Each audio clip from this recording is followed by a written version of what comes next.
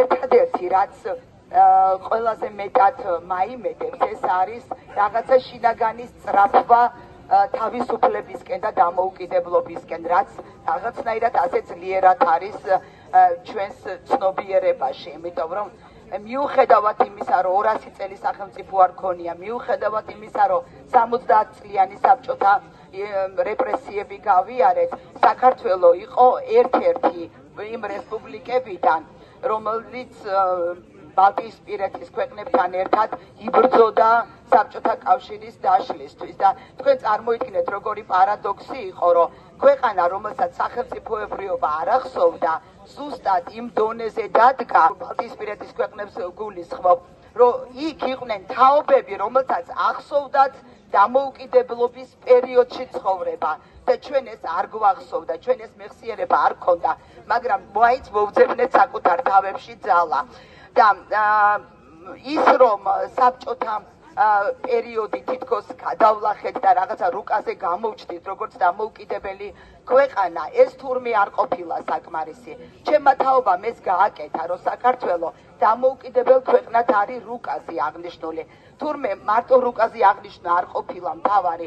მთავარი არის ცნობიერებით გავხდეთ დამოუკიდებლები და თავისუფლება და დამოუკიდებლობა ისეთი ფენომენია, რომ ერთი წამით არ შეიძლება რომ მოუდუნდე, მუდმივად უნდა იბრძოლო ყოველ წუთს და ყოველ წამს და ეს თითოეულ თქვენგანს გაქვთ ძალიან კარგად გააზრებული.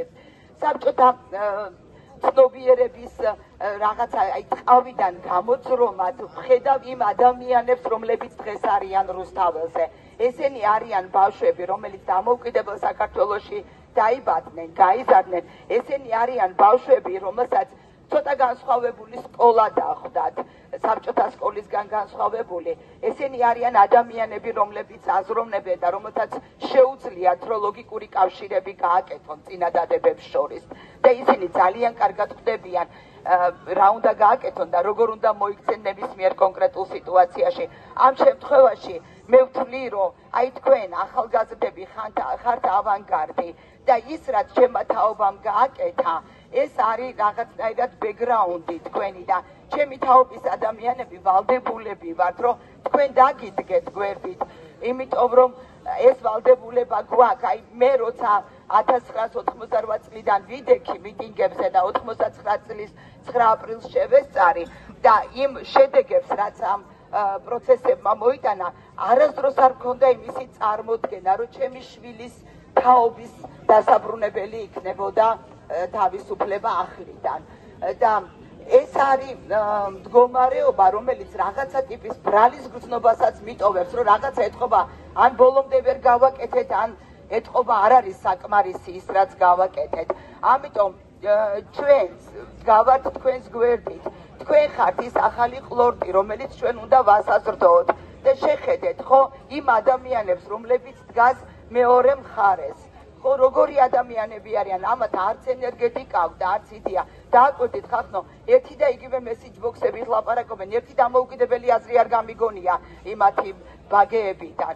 ამიტომ ეს მორალური უპირატესობა გაქვთ თქვენ და გთხოვთ, რომ ეს მორალური უპირატესობა ბოლომდე გაიტანოთ, იყავით გულწრფელები და აბსოლუტურად თავისუფლები, იმიტომ რომ თავისუფლების გარეშე არაფერი ღირებული არ იქნება.